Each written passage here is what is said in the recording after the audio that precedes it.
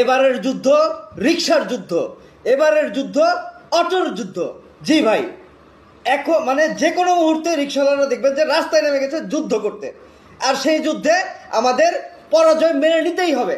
যেমন পরাজয় মেনেছিলাম আমরা 18-তে হয়তো মেনেছিলাম একবার, না কত সালে যেন আমাদের এরকম রিকশাওয়ালারা যে যুদ্ধ করেছে আমরা পরাজয় মেনে নিতে বাধ্য হয়েছিলাম। কারণ এদের মেন্টালিটির যে অবস্থা, এদের মানে ছোটবেলা থেকে পরিবেশের কারণে এরা রাস্তায় ডাস্টবিনের ময়লাগুলো নিয়ে এসেছিল, মনে আছে আপনাদের?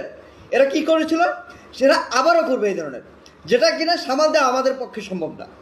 হ্যাঁ, এটাই স্বাভাবিক, কারণ আমার জাতি হচ্ছে সেই ধরনের জাতি।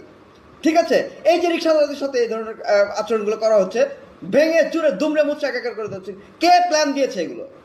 এগুলো কি কোনো সমাধান? এই রিক্সাগুলোকে মডিফাই করতেন।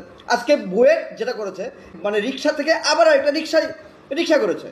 হ্যাঁ, রিক্সা 3 চাকা থেকে 4 চাকা করতেন বুয়েটের গাড়িটা। হ্যাঁ, যত হাজার হাজার রিক্সা আছে, এই হাজার হাজার রিক্সাগুলোকে আমরা মডিফাই করতে পারতাম না? বাধ্য করতে পারতাম না মডিফাই করতে, ভেঙে না ফেলে? পারতাম কিন্তু ভাই, অবশ্যই পারতাম। এই 3 চাকাগুলোকে চিকন চাকার জায়গায় মোটা চাকা লাগাতাম, মানে এমনি রেগুলার ব্রেকের জায়গায় হাইড্রোলিক ডিস্ক ব্রেক লাগাতাম আমরা। ব্যাটারির জায়গায় আমরা লিথিয়ামের যে দামি ব্যাটারিগুলো সেইগুলো লাগাতে পারতাম। উপরে একটা সোলার সিস্টেম দিতে পারতাম, মিরর লাগিয়ে দিতে পারতাম, চোখে লাগে না এমন একটা লাইট লাগিয়ে দিতে পারতাম। হ্যাঁ, পিছনে ব্যাকলাইট দিয়ে দিতে পারতাম, ইন্ডিকেটর দিয়ে দিতে পারতাম পিছনে। হ্যাঁ, যেগুলো চোখে লাগে না এমন লাইট ব্যবহার করতে পারতাম। হ্যাঁ, মোটা মোটা চাকা লাগিয়ে মানে রাস্তায় যাতে গ্রিপ থাকে সেটার ব্যবস্থা করতে পারতাম। ট্রেনিং করাতে পারতাম।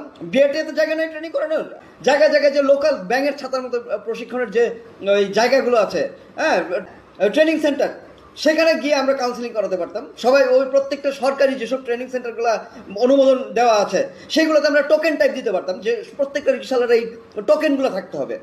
হ্যাঁ, দুর্নীতি সরাতে পারতাম, যে এই টোকেনের মধ্যে আবার কোনো মানে দুর্নীতি থাকা যাবে না। এই টোকেন তারাই পাবে যাদেরকে কাউন্সিলিং করা হবে, এই টোকেন তারাই পাবে যাদেরকে ট্রাফিক সিস্টেম বোঝানো হবে, এই টোকেন তাদেরকে দেওয়া হবে যারা একটা ইন্টারভিউ নিয়ে পাস মার্ক আনতে পারবে। সেটা কোনো ছলচাতুরি না। আমরা সচরাচর যেভাবে লাইসেন্স পাই ওইভাবে না।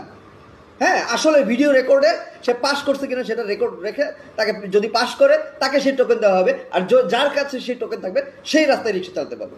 তাকে একটা শৃঙ্খলার মধ্যে আনতে পারতাম। ক্যান্টনমেন্টে নাই শৃঙ্খলা? আচ্ছা তো ভাই, রিক্সাওয়ালা তো মানুষ। হ্যাঁ, এ মানুষ কোথায় যাবে? এদের তো কোথাও যেতে হবে। যে এরা হয়তো ডাইভার্ট করে বিদেশে যেতে চাবে, বিদেশটা নিয়েও তো সেই সিন্ডিকেট। বিদেশি পার্টিদেরকে যারা এরকম মানে বিদেশে যাওয়া নিয়ে দুর্নীতি করে তাদেরকেও মেরে ফেলা উচিত।